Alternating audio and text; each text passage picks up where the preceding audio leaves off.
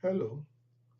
In Unit 3, we're going to address contemporary geographic issues in North America.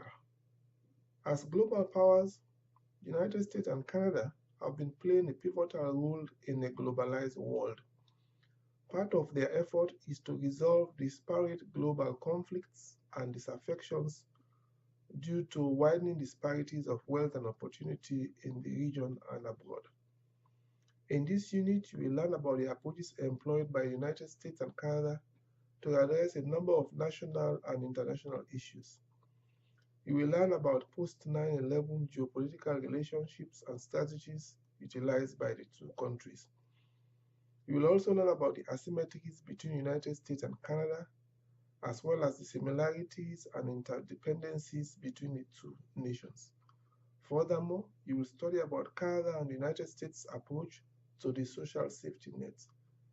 The unit also encompasses changing food production systems in North America and the implications of such changes.